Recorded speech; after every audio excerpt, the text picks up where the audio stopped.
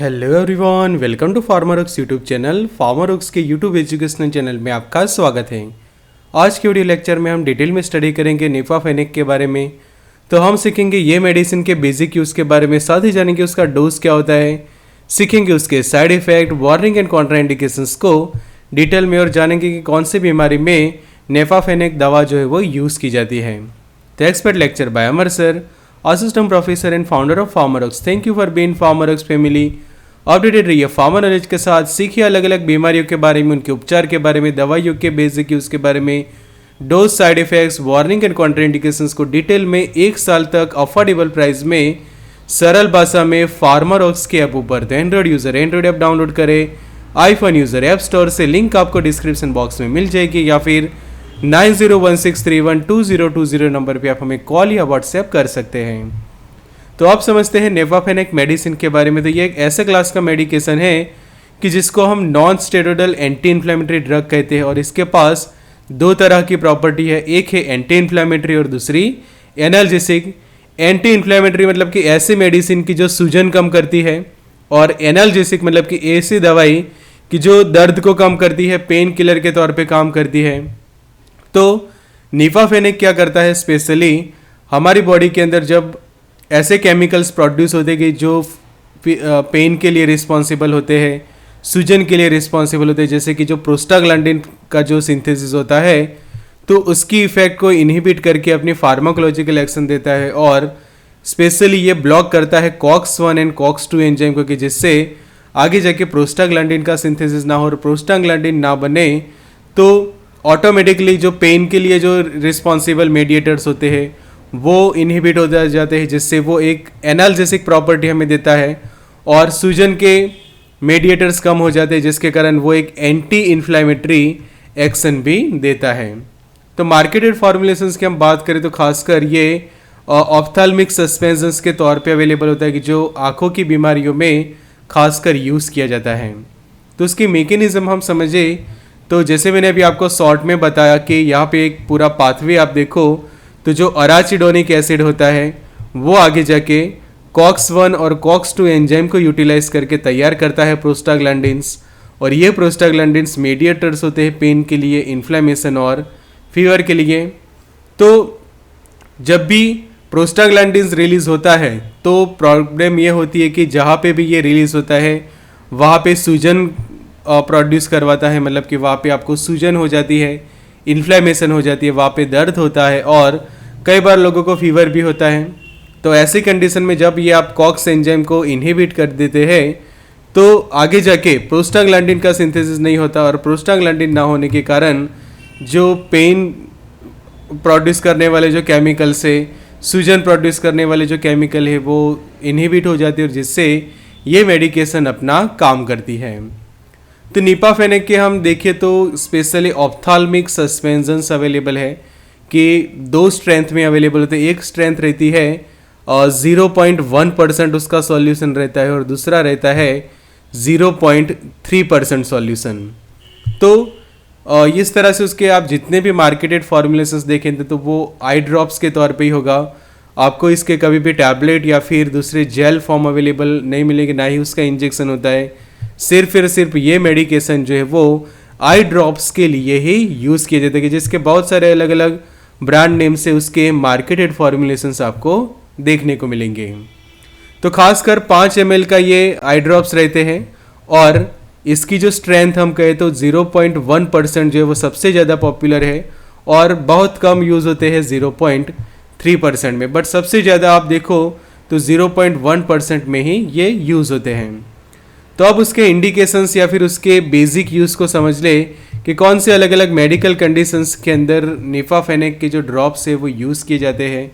तो ऐसी कंडीशन की जहाँ पे दर्द है और सूजन है पेशेंट्स के अंदर, आँखों के अंदर, और वो भी स्पेशली जब कैटरेक्ट की जो सर्जरी होती है, मतलब कि जो मोतियाबिंद की सर्जरी करते हैं, और मोतियाबिंद की सर्जरी करने के बाद अगर आँखों में जो है वो पेन हो रहा है, मतलब कि काफ़ी दर्द हो रहा है, तो उस वक्त पेशेंट जो है वो उसके ड्रॉप्स यूज़ करता है। आँखों में इस तरह से रेडनेस हो गई है तो भी ये मेडिकेशन उसको ट्रीट करती है, और आँखों में सूजन है, तो ऐसी 3 कंडीशन को ट्रीट करने के लिए नीपाफेनेक के जो ड्रॉप्स है उसको यूज़ किया जाता है। तो उसका डोज हम समझ लें कि जब आप समझो कि 0.1% वाला ड्रॉप्स यूज़ करते हैं तो उसका डोज क्या रहेगा। तो 1 से लेकर 2 ड्रॉप्स आप जो है वो दिन में 3 बार जो है वो डालते हैं। कि यहाँ पे आप देखो कि ये एक जो ड्रॉप है, ऐसे ये एक ड्रॉप आप डालते हैं, उसके एटलीस्ट 8 घंटे के बाद जो है वो दूसरा ड्रॉप जो है वो डालते हैं। तो इस तरह से दिन में टोटल 3 ड्रॉप जो है वो आप डाल सकते हैं और हर एक ड्रॉप के बीच में एटलीस्ट 8 घंटे का टाइम इंटरवल रहना चाहिए। तो इस तरह से टोटल 24 आवर्स के अंदर आप 3 ड्रॉप्स जो है वो डालते हैं। कि अगर 0.1% है, अगर यही कॉन्सेंट्रेशन 0.3% वाला आप यूज़ करते हैं तो उस वक्त सिर्फ एक ही बार जो है वो आपको यूज़ करना है कि 1 ड्रॉप वंस अ डे, मतलब कि दिन में एक बार आप एक ही ड्रॉप डालते हैं। कि अगर आपके आई ड्रॉप्स की कॉन्सेंट्रेशन 0.3% है, बट जब 0.1 है तो उसको इस तरह से कि 1 ड्रॉप दिन में 3 बार। तो मैक्सिमम जो है वो पेशेंट 15 दिन तक उसको यूज़ कर सकते हैं।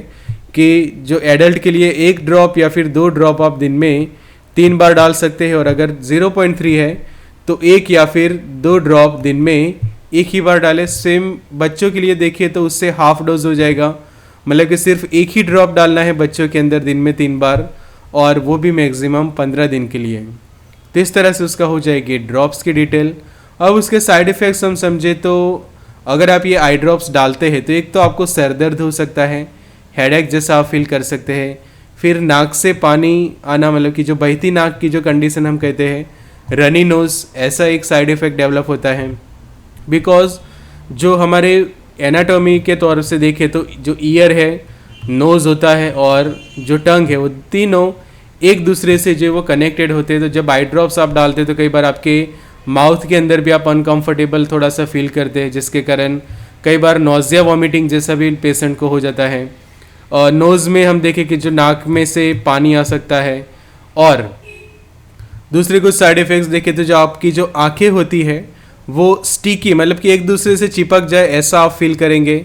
वहाँ पे माइनर सी आपको खुजली हो या फिर आंखें ड्राई हो रही है, ऐसा आप जो है वो फील करते हैं ये आई ड्रॉप्स को डालने के बाद। तो ये कुछ कॉमन साइड इफ़ेक्ट है, इतनी सीरियस साइड इफ़ेक्ट्स हम नहीं कह सकते, ये बहुत ही माइनर साइड इफ़ेक्ट्स जो है वो डेवलप होती है।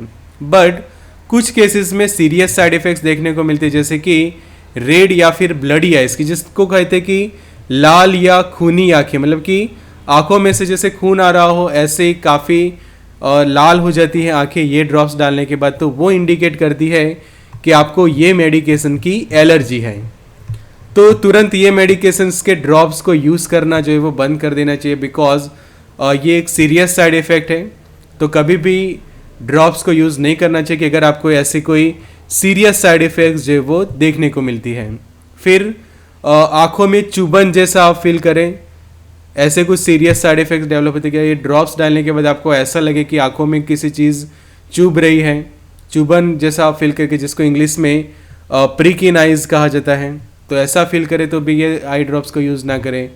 फिर कई बार सेंसिटिविटी हो जाती है लाइट के प्रति, कि अगर आप प्रकाश की ओर देखते हैं तो प्रकाश के प्रति आपको संवेदनशीलता जो है वो देखने को मिलती है आपके अंदर। फिर जो विजुअल एक्टिविटी है वो डिक्रीज हो जाती है, मतलब कि दृश्य तीक्ष्णता जो होती है उसमें कमी आ जाती है। और फिर धब्बे देखना, कि अगर आप देखते हैं आसपास तो आपको ऐसा दिखेंगे कि किसी स्पोर्ट्स दिख रहे हैं और धब्बे दिख रहे हैं, ऐसा फील होगा। कई बार टीयर्स देखने को मिलते हैं आइस के अंदर, जैसे कहते हैं कि आंसू भरी आंखें, या फिर आँखों में से जो है वो डिस्चार्ज आना, आँख का निर्वहन या फिर आँखों में से डिस्चार्ज आना, जैसे कुछ सीरियस साइड इफ़ेक्ट्स देखने को मिलती है ये ड्रॉप्स को यूज़ करने के बाद। तो ये ड्रॉप्स को यूज़ करने के बाद अगर समझो कि इसमें से कोई भी ऐसे साइड इफ़ेक्ट्स आप नोटिस कर दे तो तुरंत आपके फार्मासिस्ट या फिर आपके डॉक्टर को बताएं और तुरंत आपके आई ड्रॉप्स जो है वो चेंज करवा ले, बिकॉज उससे आपकी आंखों को नुकसान हो सकता है। फिर अब बात करें उसके कॉन्ट्राइंडिकेशंस या फिर वार्निंग्स की, कि कौन से कंडीशंस में नीफाफेनेक के आई ड्रॉप्स को यूज़ नहीं करने हैं। तो पहली कंडीशन कि अगर आपको एलर्जी है कि non steroidal anti inflammatory drug use करने के बाद आपको एलर्जी हो जाती है तो ये ड्रॉप्स को कभी भी यूज़ ना करें। सेकंड, बच्चों के अंदर अगर उनकी एज 10 साल से कम है तो उनके लिए भी ये ड्रॉप्स यूज़ ना करें। तीसरी कंडीशन, आपको हाइपर सेंसिटिविटी हो जाती है या फिर ऐसे सीरियस एलर्जिक रिएक्शंस हो जाते हैं, जैसे कि आप बाजू में डायग्राम में देखो कि ये ड्रॉप्स डालने के बाद आपको इस तरह से आपकी आंखें बहुत ज़्यादा लाल हो जाती है, खूनी आंखें जो हम कहें ऐसी हो जाती है, तो कभी भी उसको यूज़ ना करें। या फिर बहुत ज़्यादा एलर्जिक रिएक्शंस देखने को मिलती है तो भी उसको यूज़ ना करें। चौथी कंडीशन जो अभी हमने डिस्कस की है पिछले स्लाइड के अंदर कि कोई भी ऐसी सीरियस साइड इफ़ेक्ट्स आपको देखने को मिलती है तो भी ये ड्रॉप्स को यूज़ ना करें। पांचवी कंडीशन कि आँखों के अंदर इंजरी हुई है और उसके कारण इस तरह से ब्लड क्लोटिंग हो गया है, तो ऐसे कंडीशन में ये आई ड्रॉप्स को आप यूज़ ना करें। और छठी कंडीशन जो ब्लडी आइज़ जो हम कहते हैं कि जैसे खूनी आंखें जो हम कहते हैं कि आंखों के अंदर काफ़ी ज़्यादा ऐसा खून हो, ऐसी आंखें हो जाती है या फिर ऐसी आंखें हैं ऑलरेडी, तो भी ये ड्रॉप्स को यूज़ ना करें। सिर्फ और सिर्फ ऐसी कंडीशन में यूज़ किया जाता है कि मोतियाबिंद के ऑपरेशन के बाद या फिर नॉर्मली ही कोई दूसरे कारणों से आपकी आंखों में दर्द हो रहा है, वहाँ पे सूजन आ गई है, तो वो कम करने के लिए ये मेडिकेशन को यूज़ किया जाता है। तो ऐसे ही सीखे दवाइयों के बेसिक यूज़ के बारे में, उनके डोज के बारे में, उनके साइड इफ़ेक्ट्स क्या रहते हैं, वार्निंग एंड कॉन्ट्राइंडिकेशंस को 1 साल तक अफोर्डेबल प्राइस में सरल भाषा में फार्मारॉक्स के मोबाइल एप्लीकेशन के ऊपर कि जहाँ पे एक्सेस करें उनके PDF, PPTs, सभी लेक्चर्स, और वो भी काफ़ी अफोर्डेबल प्राइस के अंदर 1 साल तक। तो व्हाट्सएप कर सकते हैं 9016312020 नंबर पे, या फिर डायरेक्टली डाउनलोड करिए एप्लीकेशन फार्मारॉक्स। एंड्रॉयड एप्लीकेशन है गूगल प्ले स्टोर पे, एप्पल आईफोन ऐप है ऐप स्टोर पे, लिंक हमने डिस्क्रिप्शन बॉक्स में दे दी है। या फिर कोई भी क्वेरी हो तो ये नंबर पे आप हमें कांटेक्ट कर सकते हैं कॉल या व्हाट्सएप करके। Good luck and all the best.